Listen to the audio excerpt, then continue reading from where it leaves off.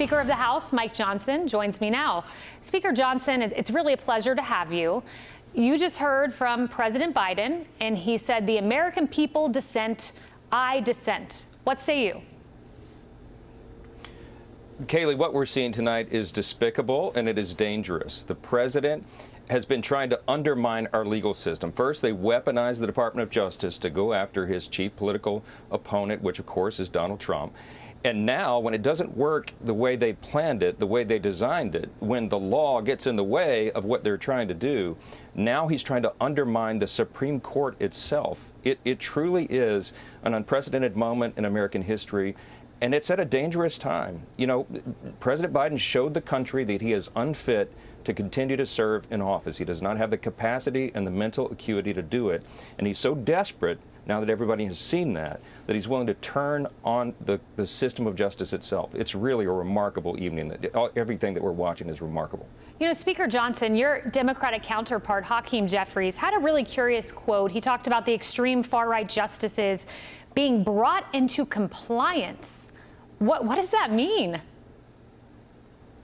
I have no idea. Look, there's all sorts of hyperbole tonight and just this fantastical, these hypotheticals they've made up. Future presidents are going to turn into assassins and all the rest.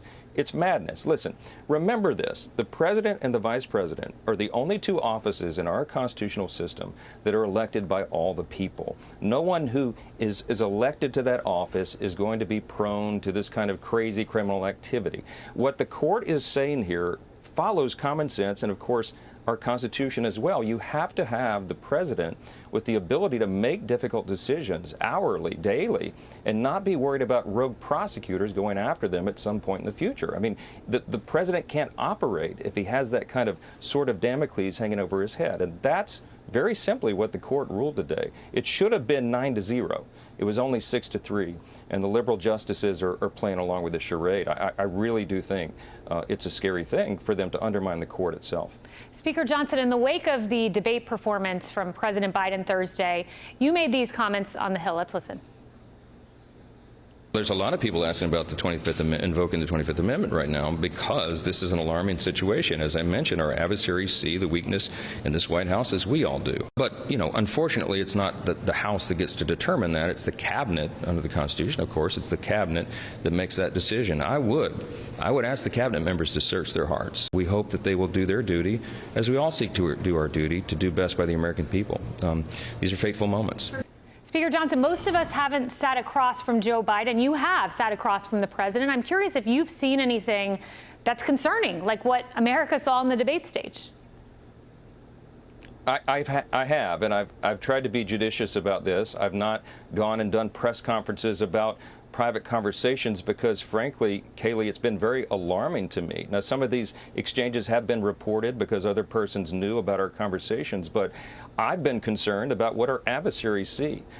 We need to make certain tonight one thing is clear. China, Russia, Iran, North Korea, that they understand that the U.S. military is ready to act at any time. And regardless of the turmoil with regard to the president, America is strong. We will defend our interests, and you need not second guess that. But in the meantime, the reason we're talking about the 25th Amendment is because of the fourth clause of the 25th Amendment has never been used. It is when the vice president and a majority of the cabinet members agree that the president is unfit and unable and incapable of continuing his duties. I think that's what we're watching here.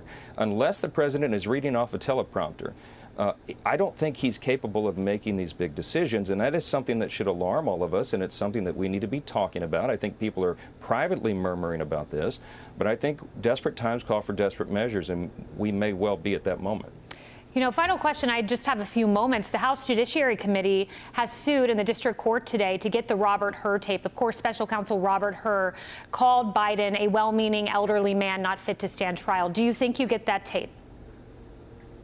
We need that tape desperately. That audio tape will confirm what all of us know. The reason they've been hiding it without any valid legal reason is because they didn't want us to see what we all saw on display last Thursday night at that debate. The cat is out of the bag now. We need that. The House needs it to continue our investigation, which is our constitutional responsibility. We're reviewing the decision of the special counsel, Robert Hur, who decided not to charge President Biden on the classified documents case because he was unfit, incapable of standing for trial because he's a feeble old man. I mean, effectively, that's what he said. We need to make sure the audio tape matches the transcript that they gave us. It's a very important responsibility we have. We're not going to let up, and we went to court to force that subpoena and make the Attorney General do his job. Speaker of the House, Mike Johnson, always a pleasure. Thank you. Click here to subscribe to the Fox News YouTube page to catch our hottest interviews and most compelling analysis. You won't get it anywhere else.